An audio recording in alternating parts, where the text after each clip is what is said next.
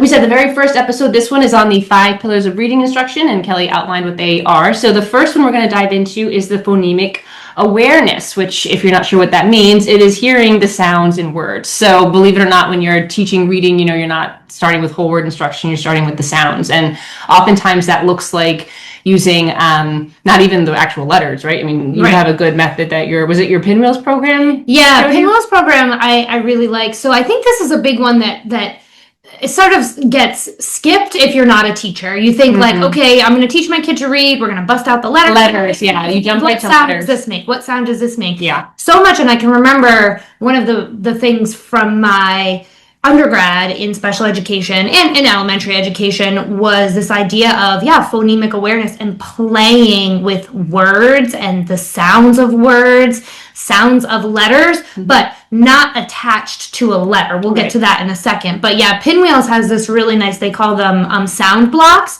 And so they're color-coded blocks or tiles, really. And so, you tell the kid to, spell or to say the sounds in the word cat. And each color has to represent a different sound. So you're doing all of this, like they pull at, but it's all without the letters.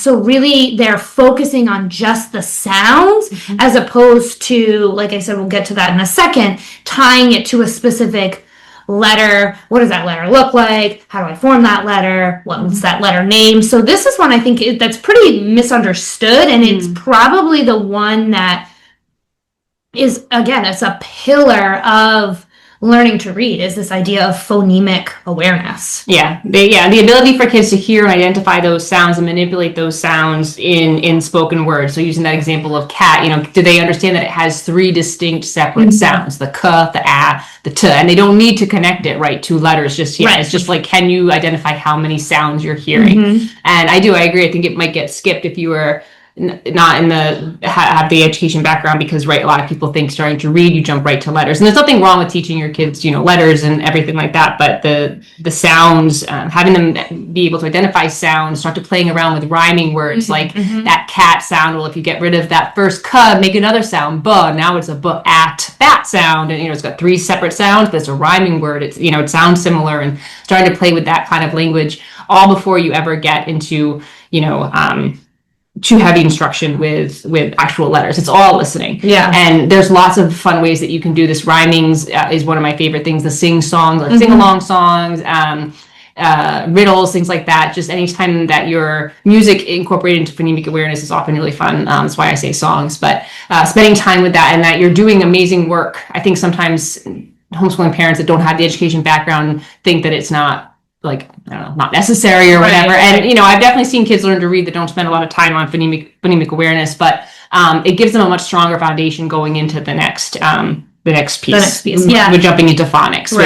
And sometimes, actually, I've seen a lot of programs that have phonemic awareness and phonics, intertwined, even though they're very different things. And so they kind of go back and forth. I personally think it's better to spend more time doing phonemic awareness first and then moving into phonics versus, doing it in tandem, but together. Confusing. Because if once you start integrating the letters, they want to say the letters. Like if they hear cat, they want to say, it's a C-A-T. They don't want to just say how many sounds they're hearing yet. So, or they don't want to make the letter sound. They want to say what the letter is. I think it's a good thing to do first. So, another one that we do is called head, shoulders. I think it's just called head, shoulders. But it incorporates, your kinesthetic learner. So you give them a word, even if, it can be a longer, word with a blend or something, like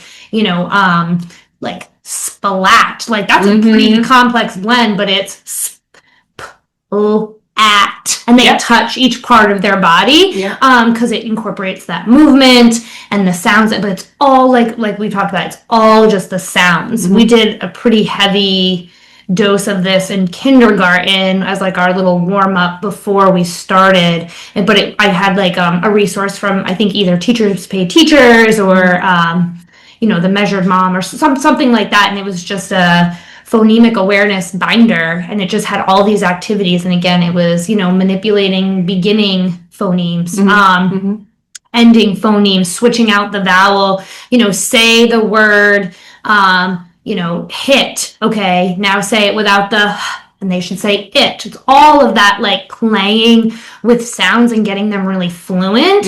So then when you go to do the next part with the letters, they're really fluent at all of the sounds, and now they're focusing more on, you know, the letters and the names and all that kind of stuff. Yeah. And another segue kind of into the next one, which is phonics, is you'll hear this a lot as syllables, you know, being able for a child to clap out syllables, and that kind of, after they've got some phonemic awareness where, right, they're playing around with how many sounds does a word make, then they start to see how many syllables does that sound or does that word make. So, you know, cat has 3 sounds. When you say cat, it's just 1 syllable. And so even that is sometimes, you know, I think it's important to introduce that again before you get into the letters, because they're, again, is breaking up the word, the sounds that they're hearing in the word, and how many times they have to, you know, move their mouth to say the sound or the word, or they clap it out, or lots of different methods to do that too. But really playing around, as much as you can play around with the sounds that words make before going into the actual, you know, instruction of using the letters, I think is super beneficial. So I know about syllables. A funny little anecdote. So Pinwheels has this part when they're working on syllables. They had us make these little like bowls with characters on them, and they called them silly bowls. Oh, cute! Okay, but I didn't pick up on that right at all. That it was like silly bowls are for syllables. Like it took me, and then finally I was like, oh wow, that's really clever. But what they do is they build these. You make these little bowls, and then you drop in like a little, you know, counter or bean or something for each syllable that you hear. So, you know, if it's like, I don't know, backpack is the best example that I could be like back. Pack. Okay, how many? 2. We've done like hopscotch, jumping. I was going to say that's a really great one for those ones that need to move, you know, like elephant, you're jumping elephant. Every time, you know, you jump around and see how many you need to do.